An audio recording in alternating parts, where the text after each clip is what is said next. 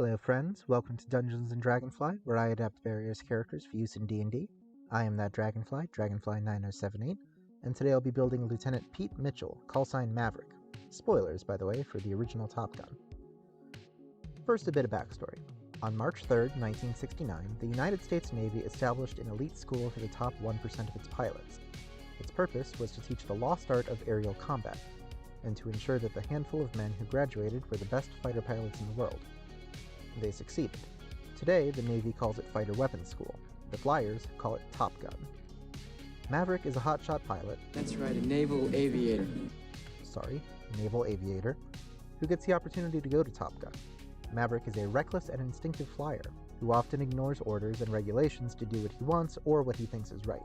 He's a hell of a good flyer who cares deeply about his fellow aviators when he can resist the urge to showboat. So what do we want from this build?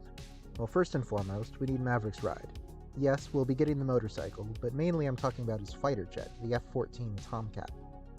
Next, we need to master aerial combat, with both guns and missiles to blast bogeys out of the sky. And finally, Top Gun only accepts the top 1%, so we'll need to boost our skills in as many areas as we can. Looking over at ability scores, I'll be using the standard point array from the player's handbook. We need dexterity and charisma for multiclassing, so keep those high if you roll for stats. We'll start off with a 10 in strength. Maverick is definitely fit, but you don't need to be a bodybuilder to fly a jet. You do, however, need good reflexes, so we'll put our 14 in dexterity. You also need to withstand some heavy G-forces, so our constitution is going to be 12. Top Gun is, of course, a school, so our intelligence needs to be above average, but since Maverick's whole thing is being reckless and cocky, we'll dump wisdom. He's also both charming and kind of a cocky asshole, so we'll make charisma our highest stat. Maverick is a human. We'll use our 2 free points for charisma and dexterity, and take perception for our skill to see the MiGs coming. For our feat, we'll take human determination, letting us get advantage on an attack roll, ability check, or saving throw once per rest. It also gives us +1 to any ability score, so round off your intelligence to 14.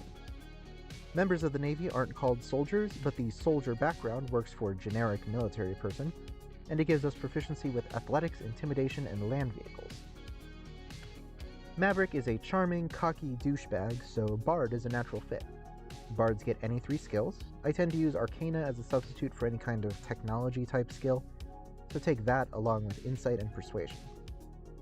We also get Bardic Inspiration, which as a 14th level Bard is a pool of D10s that refill on any kind of rest, and that we can give away as a bonus action to our friends, letting them add a D10 to an attack roll, ability check, or saving throw that they make within 10 minutes.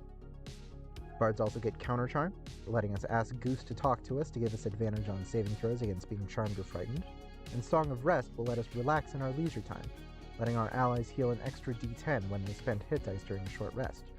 We don't really play an instrument, but maybe the background music to our 100% totally straight I promise beach volleyball montage will do. Top Gun only takes the best, so we need to be well-rounded. Jack of all trades will let us add half our proficiency bonus to any ability check we make that doesn't already add our proficiency bonus, which does include our initiative. Bards get to upgrade some of our proficiencies to expertises. I would go with Athletics, Arcana, Perception, and Persuasion.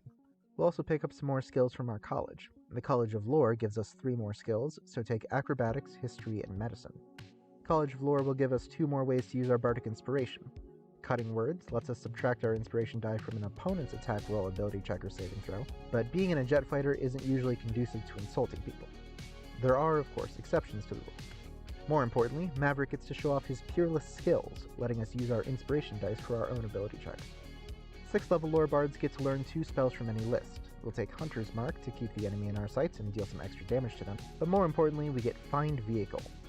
Find Vehicle is a 2nd level conjuration spell from the Modern Magic Unearthed Arcana. It takes 10 minutes to cast and summons a non-military land vehicle for 8 hours. During that time, we are bonded with the vehicle, letting us add double our proficiency bonus to any checks we make to drive it, and letting us affect it with any spell that we cast that would normally only target ourselves. This gets us our motorcycle. Upcasting Find Vehicle expands our options, letting us summon a non-military water vehicle with a 3rd level slot, a non-military air vehicle with a 5th level slot, and any vehicle at all with a 7th level slot. This is going to be how we get our fighter jet, but a jet is only as good as its weapons. For some reason, I couldn't find stats for an F-14 Tomcat, but I assume it has machine guns. The Gunner feat was just made official in Tasha's Cauldron of Everything, and gives us +1 to our dexterity, along with proficiency with firearms. We can also ignore the loading property of firearms we use, and we don't get disadvantage for being next to an enemy when we make a ranged attack. Most of our other magical secrets will go to our plane as well. Fireball makes a good substitute for missiles. Why does our plane have machine guns but not missiles, you ask? Good question. Moving on, if we feel the need for speed. We can cast Haste, doubling our speed, giving us +2 to AC and advantage on dexterity saves, and letting us take an extra action each turn. We'll also get protection from ballistics, giving us resistance to non-magical ballistic damage, which is to say the damage from bullets, and Death Ward, which will stop a creature from dying once with each cast. Thanks to the bond from Find Vehicle, if we cast any of those spells on ourselves, it will also affect our jet. We'll round off our Bard levels with 2 more ability score improvements, bumping our Constitution up to 14 with one and taking the Resilient feat with the other, giving us +1 to our Wisdom and proficiency with Wisdom saves. Most saves against fear are Wisdom-based, and Maverick tends to keep a cool head when he flies. Usually. But since Maverick is a fighter pilot and not a Bard pilot, it feels wrong to build him and not make him a fighter. Fighters get a fighting style, and despite its name, archery doesn't just apply to bows, giving us +2 to all of our attacks with ranged weapons. We'll also get Second Wind, so we can heal 1d10 plus our fighter level as a bonus action once per rest, Action Surge, letting us take an additional action on our turn once per rest, and Extra Attack, letting us make 2 attacks instead of 1 when we take the attack action. For our martial archetype, Sharpshooter suits our needs, letting us take Steady Aim 3 times per rest. As a bonus action, we can take aim at a creature within range of one of our ranged weapons.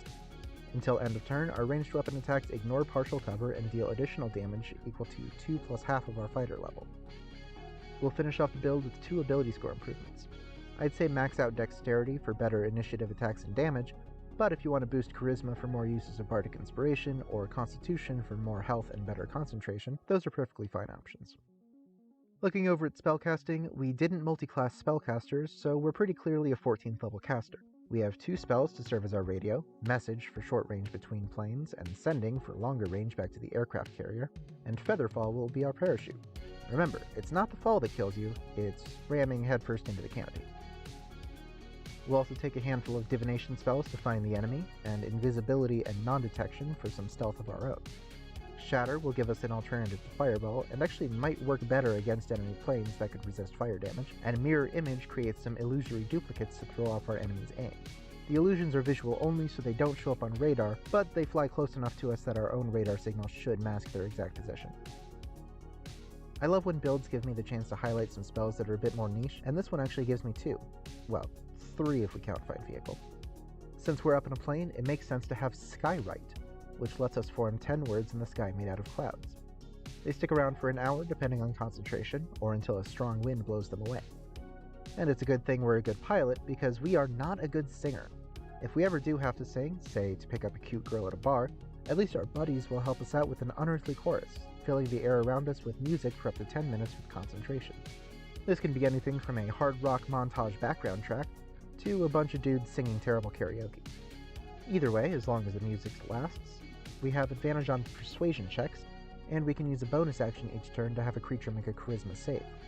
If they fail, they become friendly to us, and we have advantage on both persuasion and deception checks against them while the music lasts, and for an hour afterward.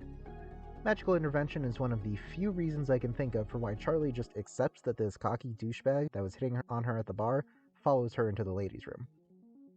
Now that the build is complete, the question becomes, how good is it? Well, the first and most obvious advantage is that fighter jets vastly outclass anything that D&D is designed to handle. The F-14 has a top speed of over 1,500 miles per hour, which would be a flying speed of almost 14,000 feet per round. You could basically just sweep along the battlefield dropping fireballs or machine gun fire before getting so far out of range that no one could possibly hit you.